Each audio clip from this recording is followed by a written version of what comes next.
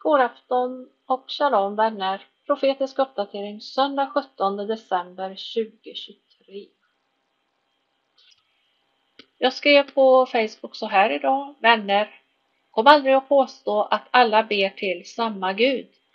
Allah är ingen Gud. Det var månguden som Muhammed valde ut, en av många hundra andra avgudar som tillbads. Bibeln varnar oss för att tillbe solen, månen och stjärnorna, alltså himlens härskara. De få likheter som finns i Koranen och Bibeln är på grund av att Muhammed var imponerad av judarnas tro, deras Gud, och han stal en del från deras tro i Bibeln. Gamla testamentet var det. Även från kristna. Bibeln kom till tusentals år före Muhammed ens föddes på 600-talet efter Kristus. Märk väl. Det finns tydligen helt otroligt okunniga människor som påstår att islam är den äldsta religionen, och det är ju så, det är bara en stor lögn. Ja, det är total okunskap. Det kommer en video här med den sista delen med pastor James Caddis i samtal med Anthony Rogers om islam. Och de första delarna finns på min uppdatering igår då, 16 december. Det blir ju, vissa ord blir konstigt översatta. Vi skrattade förut, Janne och jag, för att det var någon som hette, jag tror det var Anthony Flu.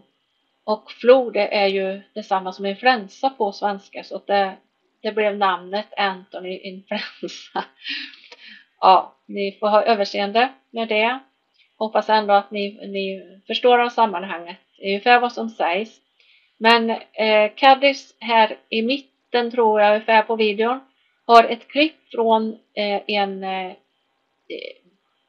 en moské, var det väl, i Egypten i alla fall, och det är en muslim där som talar. Det finns inte svensk text där, för han talar ju arabiska, men man förstår av det samtalet här sen en del. Men i stort sett, den här muslimen ska vara respekterad där. Han undervisar där i moskén, som jag uppfattar det. Han talar om då vad som kommer att hända när de har kastat Israel i havet. Ja, då är det inte liksom över, utan då kommer ju naturligtvis USA dit. Och om USA kommer dit, då kommer ju sen Gog och Magog dit, alltså Ryssland. Och det här påpekar Caddis att det här är väldigt, väldigt anmärkningsvärt att han säger att Gog och Magog är Ryssland. För detta nämns ju i Koranen, det är ju också taget från Bibeln. Men muslimerna brukar då ha en helt annan förklaring på detta. Och så säger den här muslimen sen att den som kan reda ut det här, det är Jesus Marias son när han kommer. Men alltså, här förstår man att de vill ju få det till att Jesus var muslim, att han är deras räddare. Så det är väldigt snurrigt, väldigt förvirrat. Men samtalet här är intressant. Caddis gör klart att Allah inte alls är en titel som en del påstår, eller ett allmänt namn på Gud. Kristna brukar inte använda det namnet, utan ett liknande namn som är Alehi, som man brukar använda. Det gör också, har han märkt, en del imamer, och det är lite skumt alltså. Det kan man undra. Han tar inte upp det, men min tanke går ju till kommande världsreligioner, när man ska blanda alla religioner, om det är någon slags tillvänjning där för att få det att låta mer som att det är samma Gud, jag vet inte. Vi får se. Men han tar upp här, kan vi nämna det också, Anthony Rogers, att islam har alltid spridits genom blodutgjutelse, våld och krigföring. Och att det är en maktreligion, det vet vi om. Så brukar vi ju då ofta säga, vilket jag också har sagt, alla muslimer är inte våldsbenägna. Alla är inte terrorister. Det är så liberala. muslimer. Men han tar jämförelsen, en väldigt intressant jämförelse faktiskt. Han tar oss kristenheten. Vi är en missionerande tro. Vi vill sprida evangeliet om Jesus överallt. Men alla är inte missionärer. Men ändå stöder vi ju de som är missionärer. Vi står bakom dem, vi kanske ger gåvor till direkt eller genom kyrkor eller någon organisation och så här. Så att vi står ju bakom dem. Och här jämför han med muslimer. Att alla är inte terrorister, alla är inte islamister. Men när de utför ett dåd, då kan vi se att väldigt många muslimer firar och dansar och ute på gatorna och firar sånt. Och där jämför han med detta. Där är de ändå involverade. Även om de inte själva utför de här dåden, så stöder de det och firar dem. Så det är det är sorgligt. Men det som vi vet, vi får påminna oss om att det sker frälsningsunder i muslimvärlden. En hel del muslimer som är trötta på islam, de är trötta på Allah som inte kan höra bön och inte kan svara på bön, för det säger de ju själva. Och de börjar söka sig till kristna, till Bibeln och till Jesus. Och många får upp ögonen för sanningen. Det är också så att judarna inte har läst Nya testamentet tidigare i århundraden. De flesta, det gäller inte alla, men det har alltid funnits, vad man förstår, Jesus troende judar. Men i allmänhet så har man ansett, och man har fått lära sig, att den läser man inte Nya testamentet, det är hedningarnas Gud. Liksom. Men många judar har börjat läsa Nya testamentet och se att nej, men det är ju inte alls en hednisk bok, den är judisk. Det handlar om judarna, det handlar om Israel, allt det som händer där. Och så ser man och förstår att detta är uppfyllelsen av profetierna i Gamla testamentet. Ja, det får vi glädjas åt. Anthony Rogers tar också upp en uppenbarelse som Muhammed lär ha haft. Och där han blir erbjuden alla riken och alla skatter på jorden om han tillber den som han kallar Gud. Men det här känner vi ju igen ifrån Bibeln när vi läser om Jesus när han frestas i öknen. Och jag läser de verserna, Matteus 4 och vers 8 och 9.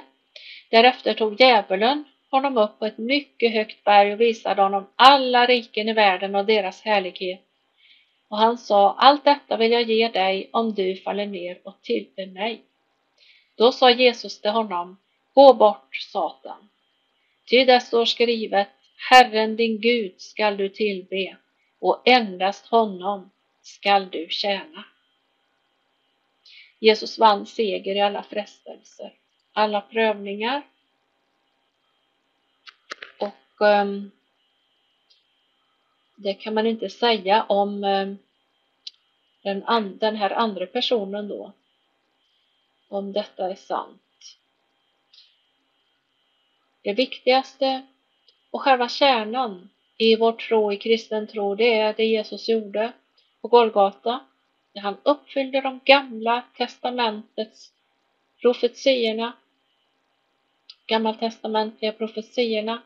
Han gav sitt liv, han bar våra synder på korset på Golgata, men han uppstod på tredje dagen för han var syndfri och han gick segrande genom döden och sitter på Faderns högra sida och ska komma tillbaka.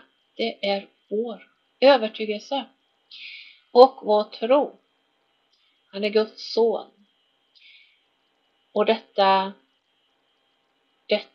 tror inte muslimer och därför tror vi inte alls på samma Gud. Inte alls. Men vi är glada för alla som omvänder sig och sätter sin tro till Jesus, Messias, Guds son. Israels Gud och judarnas konung. Jag tackar för mig, önskar er Guds välsignelse och shalom. Think that it lends for a lot of other questions to come up, right? Because when you look at this and you begin to realize the things that you're seeing, right, where it's the what I like to call them homicide bombers and all the other things that are happening, they are just simply holding fast to the things that have been instructed to them, and it's something that we see very clearly. Can you do me this favor? Insert for me a little bit of understanding with what motivates Hamas to do what they're doing, for example, in Israel. There's a lot we can get into, right? I mean, obviously, we've educated our audience on a lot. We understand the geopolitics of this area. We try to tell people about the fundamentals that exist with Iran sponsoring Hamas and the complexities of that, being that Iran is a Shiite predominantly Shiite nation where Hamas is Sunni, but they're coming together, which is very ironic, by the way, very unusual, but they're doing it for a very common purpose. The complexities of Hezbollah to the north and the Houthis in Yemen. We've talked about all of that stuff with our audience, but there's a growing sentiment that we see being spoken of in colleges around the country, being spoken of by people in mainstream discussions. Piers Morgan's done a bunch of interviews with different people who have made all kinds of wild assertions about what's going on. They are no longer being referred to as terrorists. They're being referred to as freedom fighters.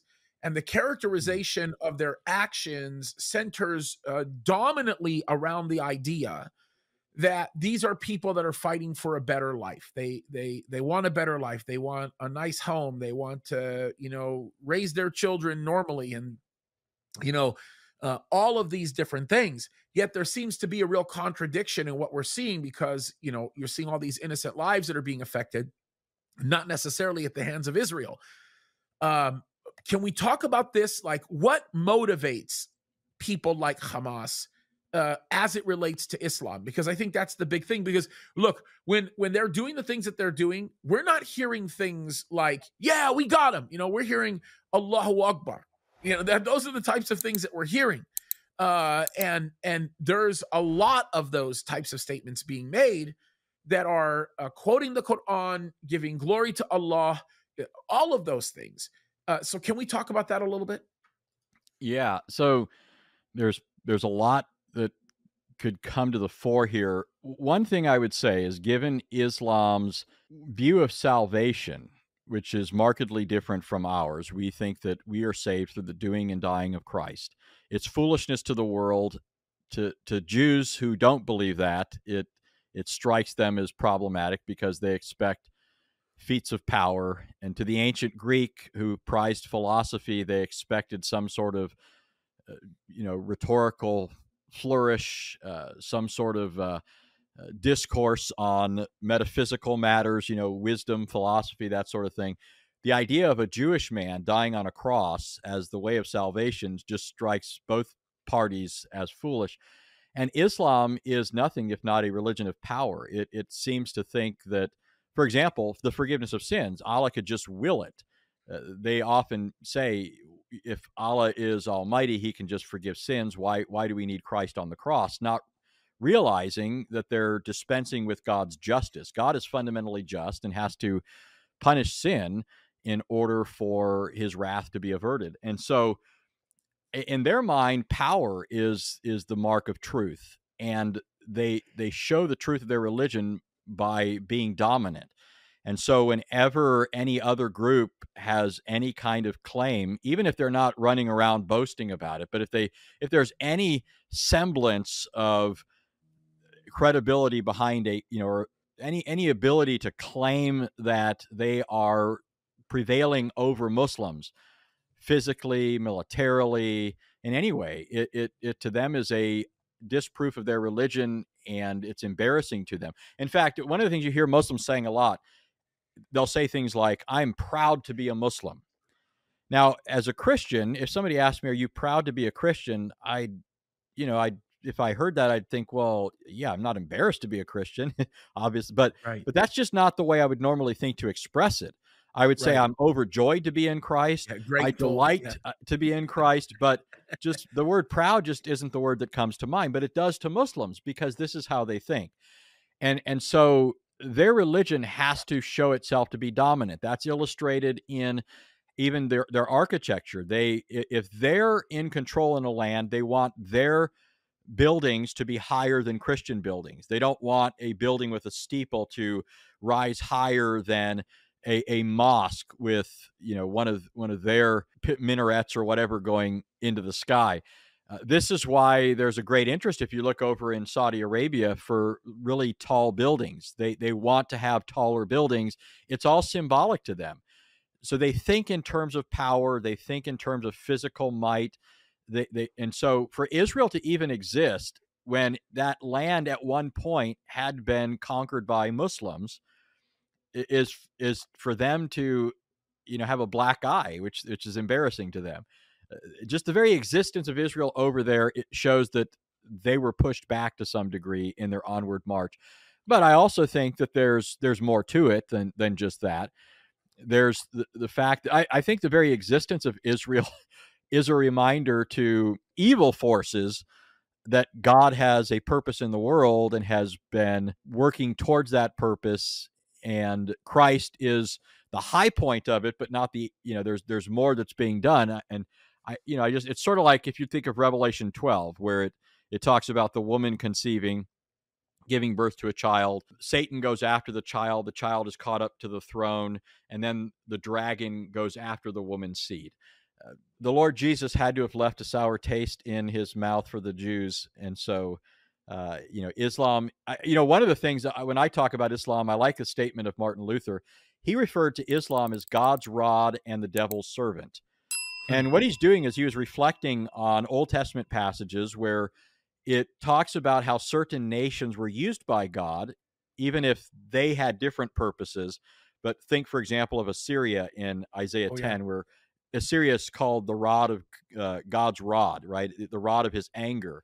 But it says, "Woe to Assyria, the rod of my anger," meaning that Assyria, on the one hand, was going to be used by God to chastise his people for their idolatry. But on the other hand, they were going to be judged and punished. That's why it says, "Woe to Assyria," because their intention was not to chastise his people so that they would come to their senses. It was so that they could just lay them waste. They were enemies of God's people, and that was their intention. That was their design. So I look at Islam as similar. I think God has used Islam to chastise not just Israel, but I think it's been used to chastise even wayward groups that would claim to be Christians. The Christians of the Middle East in certain areas were given over to idolatry and icons. And Islam is nothing if not implacably anti-idols. And Yeah. so, I believe the Lord has used Islam in spite of itself. It doesn't intend to be used for good purposes, but it has been used by God to be a rod of correction. But none of that removes the fact that in its heart, Islam Protect your wealth by spending physical gold, not paper money that grows weaker by the second. has evil purposes that are there because they're animated ultimately by their father, which is not God, but Satan. Yeah, and boy, this is so true. We saw this with Babylon in Daniel. We saw this, of course, with the northern kingdom of Israel. That's what Assyria did to the northern kingdom. It's interesting to see what happened. It all culminated in 586 BC on the 9th of Av when Nebuchadnezzar came in and destroyed the southern kingdom of Judah, and the amount of lives that were lost in Jerusalem alone. And God had actually referred to Babylon as his servant. And as a matter of fact, it's interesting to see Habakkuk lose his mind and say, "Hey, come on, we're your people, and you're calling these people your servants. What does that mean?" And of course, God responds to him and pretty much says, "Mind your own business. The just live by faith. Trust me and understand." And I think you're absolutely right. I think that God has been using so many of these people to execute his judgment. I think that what's happening in the United States of America is undoubtedly a function of God's judgment. And I think that, a lot of people talk about, how the current president became the president and, election this and all the other things that they talk about. And I'm not discounting or minimizing any of those statements. But the one thing I am saying is, and I can say this with confidence, I can say that Joe Biden is a form of judgment upon the United States of America and what his regime is doing. We had a tremendous, insatiable appetite for sin. And God says, you want sin? You can have it. Here you go. This is what you get. And in doing so, we're bringing it upon ourselves. We're bringing destruction upon ourselves. And that's what we're experiencing right now. And I do agree with you. I do think that Islam is undoubtedly a big part of this hand of judgment that we're allowing to be a part of. It doesn't make it right. It doesn't make it just. It makes, they're about as evil gets. Perhaps maybe one of the most evil influences in the world today, but undoubtedly, I think you're 100% right on this one. Yeah, I mean, Isaiah tells us it's judgment when God has children ruling over his people, for example, right? Yeah. The leaders we have are a reflection of our spiritual condition and of God's response to it. It's remarkable that it's been this long before we got something like this, and it's remarkable that we're not further along the route to judgment than we are. I think it's completely right. And it's funny, we think of Isaiah 9 and even Isaiah 7, but you look at Isaiah 9 and you hear the whole unto us a child is born, unto us a son is given. It's a very commonly quoted passage. You see it on Thomas Kincaid cards and so on and so forth, but they don't look at the context. You look at the context, you look at the end of chapter 8 of Isaiah, he's talking about the northern kingdom going dark. And when you think of Zebulun and Naphtali, which are the two tribes that were being judged at that moment in the northern kingdom by Assyria specifically, it's amazing how it's getting darker and darker and darker. And yet in that darkness and in the execution of God's judgment through the Assyrians, which by the way, were in essence the modern day inventors of, or modern day terrorism comes from the Assyrians, probably Tiglath-Pileser if we were to trace it down to him. And the influence that Islam has in that is they're very connected. But what's interesting is he brings us out. He refers to Christ as the Prince of Peace, right? Understanding the fact that in the time of the greatest darkness, when the world has gone dark, Christ comes into the world to fix it. Very, very interesting, by the way, when you look at where Christ was born, Beit Lahem happens to be in the area of Naphtali, of Zebulun and Naphtali, where those tribes were situated at that point. So I think that's a very well-placed discussion. I haven't really heard that talked about with respect to Islam and God's judgment. I think it's a very, very well-placed discussion there. Can we talk about the timing of Islam a little bit? A lot of people speak about it being very original and it's been around a long time. And I'm beginning to hear something now that I have never heard before. I have never heard this before, and maybe you've heard it. But people are beginning to say that Islam is the longest standing religion in world history. And I have never heard that before. And I'm beginning to hear people say that. I cannot believe I'm hearing that. Can you talk about that for just a second? Yeah, so part of what's going on is they're playing a game with the word Islam and Muslim. So Islam and Muslim, as you know better than I do, those are two words in Arabic that are related. Yep. They have the same trilateral root, right? Yes. The word Islam means submission, and a Muslim is one who submits. Yep. And so for a Muslim, if they look in the Quran, it'll say things like Jesus was a Muslim, or Moses or Abraham, they were all Muslims. Now, if all you mean by that is the prophets submitted to God, well, then who could deny that? No Christian would. We absolutely think that they submitted. But that's not what the word means post Muhammad. From the time of Muhammad on, this means something entirely other than that. It refers to a religion that has Muhammad as its chief prophet, and his teachings and his morality and all the rest. It's a package deal. If you ask, did Abraham believe that sort of stuff? No. Did Moses believe that? No.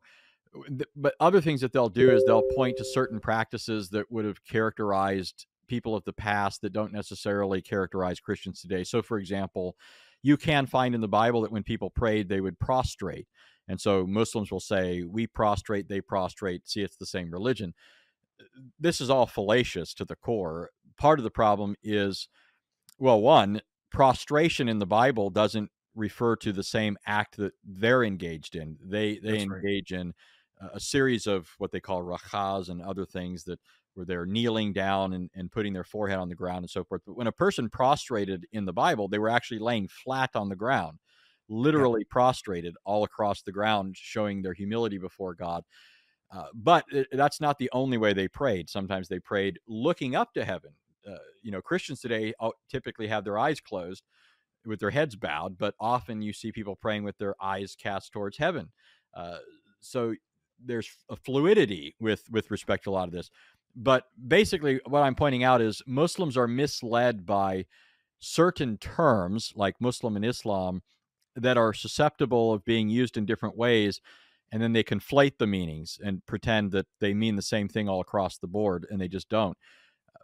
But another thing is, you do get in the Quran, you get the statements like Abraham was in Mecca, Abraham built the Kaaba. You get statements that Adam originally built the Kaaba before it was destroyed and then rebuilt by Abraham and his son Ishmael. So you get these kinds of things in their sources. And that's just part of the misunderstanding of Muhammad, thinking that he's actually another prophet in the line of prophets, that he's not bringing something fundamentally discontinuous. And that was something he could say at the time because people didn't have access to the scriptures in their own language. And so Muhammad could make these claims, and some, especially his kinsmen, couldn't just open the Bible and see if they were true or not. But he's making these claims that he is bringing the same religion that Adam was sent with, that Abraham was sent with, that Moses was sent with. And that just means that he's the last and greatest, not that he's the first of this religion. And so, it's not true. That's why Muslims will today have to say that the Bible's been corrupted. As long as the Bible was not accessible to the people at the time of Muhammad in their language, he could make that claim. But as soon as Islam began to spread beyond the borders of Arabia, then they were encountering Christians who had the Bible in their own languages. And at that point, Christians could say, no, that's not true. Jews could say, no, that's not true. And then Muslims had to say, well, the Bible then has been corrupted. But Muhammad never made that claim in the Quran. The earliest Muslim viewpoint on these things was that the Bible was the word of God. It hadn't been corrupted. God's word can't be corrupted. Therefore, it's inviolable, it's authoritative, and anybody who doesn't abide by it is under Allah's wrath. Yeah, and it's interesting because we don't even see copies of the Quran surface until what, 300 years after Muhammad died? I mean, maybe even longer. I don't know. I have to go back and look at the timing on that. But what's interesting to me is that if you take it a step further, Muslims are not even allowed to believe the direct words of any of the prophets in the Bible, including Moses or anybody else. They're told that the only person that can correctly interpret the words of those prophets is Muhammad. So they're not even allowed to believe in the prophets, even though they pride themselves in believing the prophets, which is unique and ironic in the first place. Yeah, they often use as their main selling point that they're pure monotheists. They believe in absolutely one God. And I like to tell them that they're actually monoprophetic. They only have one prophet. When they talk to you, they always want to say, ours is the religion of all the prophets. Muhammad brought the same message they all brought. And I say, what's the proof of that? And all they can do is point to Muhammad. And so when they say, for example, that Abraham taught what Muhammad taught, all that means is Muhammad said that Abraham taught what he taught. When they say Moses taught something, all that means is Moses, according to Muhammad, said what Muhammad said, right? That's all it amounts to when they say, and to them, it does sort of, I can almost see them in the act of saying this, engaging in intrapersonal deception. In other words, it's not just that they're trying to deceive others, but it's even when they're talking, it's like they're they're addressing themselves and persuading themselves that something is true that doesn't make any sense. They're saying that theirs is a religion of all the prophets, but they don't have any prophets to consult in order to confirm or disconfirm this. All they've got are the words of Muhammad saying that these were the teachings of people before him. And so, again, it's just monoprophetic. There's not a long line of prophets testifying to these things that Muhammad then comes along and confirms. It's rather just one man speaking on their behalf. The terminology people use today is Allah is Muhammad's sock puppet, right? He's created a sock puppet account and he's using it to speak for him. I want to play a video for you. I'm going to actually play a few videos for you, maybe to react to this guy here. Which, by the way, let me just say this. This is actually pretty well translated, okay? The translation, because I speak Arabic, and the what he says here is actually very well translated. Listen to what this guy says. He is a very influential guy in Egypt. Actually, is the former Grand Mufti in Egypt. And what he says is, it's just remarkable. And of course, the subtitles that are here are actually very, very good.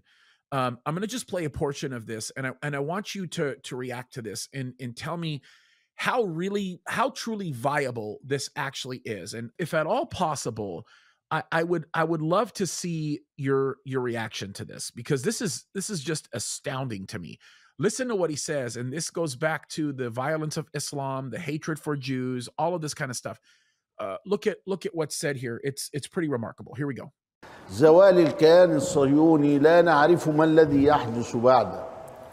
اليهود وإسرائيل والكيان الصهيوني لا يساوي عند الله وعند الناس جناح بعوضة. تخيل معي تخيل سياسي أن إسرائيل زالت، فما الذي سيكون؟ تدخل أمريكا فوراً. إياك أنت فاكر إن إسرائيل دي لما هنرميها في البحر خلاص خلصت الحكاية. تدخل أمريكا فوراً. وفي الحديث إنكم تقاتلون الروم اللي هم الأمريكان دول. طب وإذا دخلت أمريكا خلاص إسرائيل خلصت، هيحصل إيه؟ تدخل روسيا فورا. وروسيا دول اللي هم مين؟ اللي هم يأجوج ومأجوج، قبائل في أرمينيا موجودة ومعروفة وعارفينها وكل حاجة معروفة وموجودة مكتوبة. فتخيل أن أن الأمريكان والروس دخلوا لك هنا، هتعمل إيه؟ هتقاتلهم. أرضك بلدي. ولذلك فهذا أمر يحتاج إلى تدخل إلهي مباشر. فأنبأنا النبي صلى الله عليه وسلم أن التدخل سيحدث، وأن عيسى ابن مريم سينزل فيقضي على يأجوج ومأجوج دول، وينتصر المسلمون على الروم بس بتدخل إلهي بقى. What's interesting to me is a phrase that he says, "Wadakhul ilahi," right? In Arabic. When we use the term ilahi, this is not a term that is exclusive for Allah. As a matter of fact, there are many, many Christians, including people in my family, that see the term Allah as a misappropriated word in the Arabic Bible. It's not a word that we should be using. Allah is regarded as a name and not necessarily a title. A lot of people say it's a title. It's not. But it's interesting how he is interchanging and conflating terms. And when he says ilahi here, although we see that word being used a lot in Islam, he is very, very carefully intertwining and conflating the term Ilahi with Allah. And it's interesting because even the phrase Ilahi we use in Hebrew, we use it in Aramaic. Very interesting to see what they're doing here. But your reaction to this is, I just wanted to make that side note about the use of that particular term. What do you think of what you just saw? Yeah, that's interesting. One of the things that was a little surprising to me is in the Quran. So the Quran does pick up things from the Bible. You can tell it has no idea what those things are about. Right. So, as an example, I read a verse earlier about the terror that Allah will instill into the hearts of unbelievers. It says, "We will instill terror." This way of speaking was picked up by Muhammad like a dog picks up fleas from Jews and Christians. He heard Jews and Christians reciting the scriptures. It was an oral culture. And God in the Bible, of course, speaks in the plural. But Allah is not triune, so why is he talking that way? And there's a whole area of study here that I'd love to talk about on that whole issue. But the fact of the matter is, when you get down to it, according to even the Islamic sources, he's picking this up from Jews and Christians. And when he was challenged on it, why are you talking this way? He didn't have a good answer. And so he just walked away silently and said only Allah knows what it means. Now, my reason for bringing that up is because this sort of thing is happening all throughout the Quran. Muhammad mentions Gog and Magog in the Quran, but the way it's mentioned there is that it refers to a group of people that are behind this great wall that they're not able to pass beyond, and nobody can pass beyond it to them until this time when the Lord, or however it happens, the way is made for them to pass beyond it. And this has led to a lot of controversy among Muslims because we're now able to see, for the most part, everything on earth. And there's just no place like that. There's no Right. place that corresponds to the description given in the Quran. Now, that doesn't mean the same thing is true for the Bible. The Bible doesn't put it that way, right? But that's where you get, there's a big controversy has been with, for example, Sheikh Yasser Qadi, who's an American Muslim sheikh. He has challenged the traditional understanding of that, just in light of the fact that there's just no place on earth where this could actually be found. And so other Muslims have charged him with being an unbeliever. So it's interesting to me when I listen to him talk about Russia. What's surprising is what he's saying, because again, the Quran, the way it describes Gog and Magog, it's taken terms from the Bible but puts them in an entirely different context. So I don't know where he's getting the notion of Russia from, given his sources. But then it's also additionally interesting that he's it should be interesting to every Christian to hear him say that the one who's going to exercise the divine initiative in overturning all of this in the favor of the Muslims is Jesus, son of Mary. Yeah. Right. They think he is going to be their great victor at the end. And obviously, this shows that there's an awareness of the second coming of Christ, which again comes from Christian scriptures, but it repackages it, right? Jesus is coming as an Islamic prophet. He's coming to destroy the cross. He's coming to aid them in their fight against Jews and Christians. So, interesting stuff. And purposefully, it's a very calculated terminology that he's using. If you speak Arabic, you'll understand it. Obviously, you have some familiarity with Arabic. It's very obvious. It's unique that he is speaking about Jesus, and in the same sentences, he is not using the term Allah. He's actually using Ilahi, which is a very different, because look, there's a lot of people in Islam that incorrectly say that Ilahi is part of the root of the word Allah, which is not the case. Allah is a literal name that identifies one person. It's not a title that identifies God in general. And a lot of people miss that point, and they do it because they think it's moot. It's superfluous. It doesn't matter.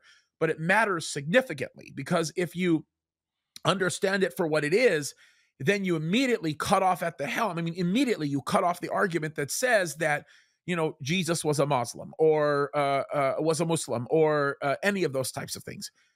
It's a big deal, and it was very contradictory. And by the way, he's very respected. This guy is very respected in Egypt, in Islam. Very, very respected. He's a very respected teacher. So, and the translation that they gave, the memory translation, is actually very good. It's not a bad translation. Although some people, they translate Byzantines, some people actually refer to it as Romans. Some people when they hear that word in Arabic. But either way, it's a very good translation. Mhm. Here's another one that I want you to respond to, because this is slightly different, but it deals very much with a lot of the same themes that we've been talking about. Let me play this for you, and give me your reaction to this one, bro. This is another unique one. Okay, let me give you. Well, I'll just play it. I don't even have to give you context on it. This is interesting. It's obviously in the United Kingdom, but take a look at this one. And how's the campaign to move Britain over to Sharia law coming along? Well, this is in the hands of God. We do our best to Going well? propagate Islam. Well, of course it is. I think many people will see that democracy and freedom is no good for the British, no good for Afghanistan, and in fact, we need an alternative. Unlike man-made law, the Sharia is not something which gives you a right today to take it away tomorrow. It's good in all times and places. Sir, to make this an issue of freedom and democracy is absurd. Anjum, you haven't had a hair on your body touched by this government or this country. You haven't spent a day in prison. You haven't suffered one bit for your views. You're allowed to sit here right now because of freedom and democracy in your so-called caliphate. You'd have me killed, wouldn't you? Wouldn't you have me? Am I an apostate that deserves death? Under your caliphate, he would be executable, would he? He will be judged by an Islamic judge, and then after that... So he'll be judged by an Islamic judge. But the thing that's even more interesting is the inconsistency in his language. He did something that would, by those same people that would be judging in the caliphate, would hold him. They would say haram on him because he used the term God and is not using the term Allah, it's shocking. More and more of these people that are prominent in the media are walking away from the term Allah and beginning to use the term God. It's a different issue. The major focus on this is, you know, you'll be judged. And in essence, you're going to be executed. Yeah, well, on the use of the term Allah, I always hate it when I go to a because as you know, the translations, I can tell when you mention that this is a very good translation of this clip or that statement, that you're aware that that's not always the case. Sometimes the Arabic is not well represented in the English, and that's true in translations. And so I've gotten used to reading a lot of different translations on the Quran, probably more than I've read on the Bible. Now, I went to seminary and I learned Hebrew and Greek. And so if I want to know what I think the precise reading should be in English of something, I'll just look at the original languages. But I'm not as proficient in Arabic. What I know is because of my interactions with them and because of some similarities to Hebrew. And so I've picked up things over the years, but I'm still in the position where I have to look at translations, and I'm often put out by the fact that this translation might render other aspects of the verse better than this translation, but it uses the word God instead of Allah. Yeah. And that to me is problematic because it really should be used for their distinctive deity and, you know, just not otherwise. The other day I heard a Muslim arguing that the name Yahweh is not the name of God. Allah is. So at least he's being being true to his Islamic convictions here. I'm shocked that that you don't hear that a lot. I'm sorry. Yeah, go ahead. But he's trying to counter the Christian point that, hey, look, your God, your prophet don't even seem to know what God's covenant name is, the name that he revealed to Moses on Mount Sinai and said, this is his memorial name to all generations. He doesn't even seem to know that. And isn't this a problem then for his claim to be the true God or Muhammad's claim to be the last and final and greatest prophet of that God? And so that's what this Muslim was responding to. And he said this. And now here's what was funny about it. Immediately after that, he was talking about the names of certain prophets, and he didn't even seem to notice the inconsistency. He mentioned, for example, the name of John the Baptist, which in the Quran is Yahya. In Hebrew, which it comes from, it's Yochanan. And the reason that's interesting is that's not the only biblical prophet that's mentioned in the Quran. Many are, but their names are what are known as theophoric names. They have embedded within them the name of God. So Yochanan is a theophoric name. It means Yahweh is or has been gracious, right? Or if it mentions Elijah, Eliyahu in Hebrew, Yah, there's a contracted form of the divine name. But the point being that Muhammad surreptitiously picks these terms up, doesn't realize that they are pointers to the name of God, and it's not the name of his God. It's not the name of the God that he's talking about. So I like to think of these sorts of things in the Quran as things that the Lord providentially, left there in a sense so that people could, have some test. It's sort of like when Paul said to the pagans that God hasn't left himself without a witness. Even in the midst of their idolatry, God has shown evidence of his existence, his goodness, and of the sinfulness of their idolatrous ways. He's left evidence of himself, and by that means is leaving the door open for them to return to him in repentance and faith. And so even in the Quran, you've got these little signposts saying, hey, you're looking in the wrong book. This is not the true God.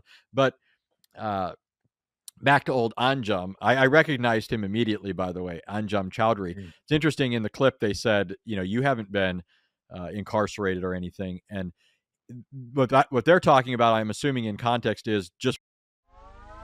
Vill du veta hur mycket din bil är värd? Snabbt och enkelt online.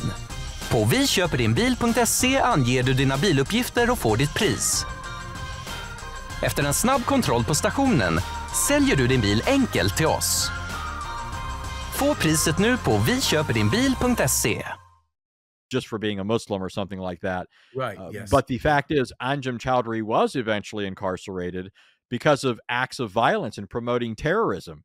That's right. He actually did inspire atrocious acts. There were various people. I remember there was one time a guy inspired by Anjum Chowdhury they showed pictures of this guy. He had like machetes in the street that were bloody from hacking people. He was eventually incarcerated because of his violent ways, being true to his religion. So very, very interesting clip. That had to be before he was incarcerated. But yeah, my guess was this was 3 years ago is my guess. So I don't know when he was actually incarcerated. But I do know that he has been in a lot of trouble over the years for some of the things that he's incited. He's very known for this, and a highly controversial figure by many, but very praised by a lot of people in Islam, especially in the UK, and a lot of the things that are going on over there. It's a remarkable thing. Bro, I just have to tell you how absolutely grateful I am for the time you've given us, man. What a total blessing. We're coming up on that 1 hour mark, and I wanted to just give you a final opportunity to maybe share some final thoughts on all of this. And then when we're done with that, I'd like you to tell people how they can get a hold of your material, how they can go and support you. If you have a YouTube channel, website, all of that, we'd like to point people your way to get resources. So let's do it. Yeah. So I started off mentioning that Muhammad, in a authentic hadith, according to Islamic standards, said that he was shown a vision of all the treasures of the world and them being offered to him in the service of this God and this religion. And we know from all that we've talked about and just looking past, in past history, this has marked Islam from the beginning, that it's a religion characterized by violence, by bloodshed, by warfare. And it's interesting how marked the contrast is between it and Christianity. In fact, this contrast is so marked that there's an atheist, or at least he was an atheist for much of his life, Anthony Flew. He wrote an article years ago in an atheist periodical called Free Inquiry magazine. And they were usually writing against Christianity, but this issue was done shortly after 9/11, so they decided to take a little detour and talk about Islam. And there's an article there, as I said, by Anthony Flew, who is no friend of Christianity, an enemy of Christianity. He said that whereas Christianity in the first 3 centuries of its remarkable expansion, so he's noting that it's remarkable, it spread remarkably from Jerusalem into the rest of the world. He says, whereas Christianity in the first 300 years of its remarkable expansion gained all of its converts through peaceful persuasion, Islam, already in the latter years of Muhammad's life, was gaining most of its converts by means of the sword. And so here, Anthony Flew, again, no friend of Christianity, is saying this is what was true of Christianity, and this is what's always been true of Islam. And I think that just looking at those two things give people an insight into the nature of Christianity, the nature of Islam, and it should, to any moral person, give them an indication not only of the difference between the two, but which one is credibly, from God. At least just looking at these two issues. And another thing, though, I would say about this is, sometimes Muslims try to defend the violence that has been perpetrated by other Muslims by saying that's just a small fraction of the number of Muslims. Not all Muslims do this. And I quite agree, not all Muslims have been engaged in acts of terror. But at the same time, it's fallacious to say that Islam is not a religion of terror, because think about Christianity. Not all Christians are missionaries, right? The vast majority of Christians are not active missionaries out on the field in other lands and so forth. But isn't Christianity an evangelistic or missionary religion? Absolutely. Even if you're not out on the mission field in another country, you are supporting those who are. You're praying for them. You're pouring into those ministries financially in one way or another, either as an individual or through your church, because your church is supporting mission work, right? So Christianity is a missionary-oriented religion. We want to spread the name and fame of Christ throughout the world. So do Muslims. Not all Muslims are engaged in physical warfare, but all Muslims, if they're being true to the Quran, believe this is legitimately what they're supposed to be doing. And so that's why you see other Muslims, when there's an act of terror, often, even if they're not the ones who did it, they're celebrating in the streets because they're for this sort of thing. So I'm happy for this occasion to talk about this. I hope people will pay attention and help to push back the lies. The longer this lie is allowed to be maintained by people and even spread, the more trouble will come in its wake. We're only bringing a rope to our own hanging when we pave the way for Islam to, run roughshod over other countries and then eventually ours. So I think people need to take, serious attention to all of this.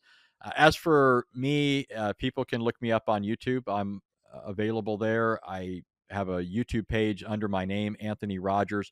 I usually look at doctrinal issues. That's usually my focus. I look at the defense of Christianity in the face of Islamic attacks against it.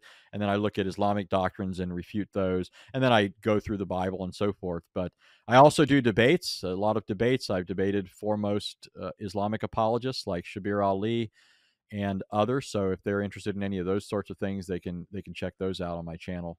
Well, Anthony, man, I got to tell you, it has been a blessing, deeply enriching, and very, very encouraging, the things that you said. I think I wish you guys, I do have to say this, I wish you guys could have been privy to the offline conversation that I had with Anthony.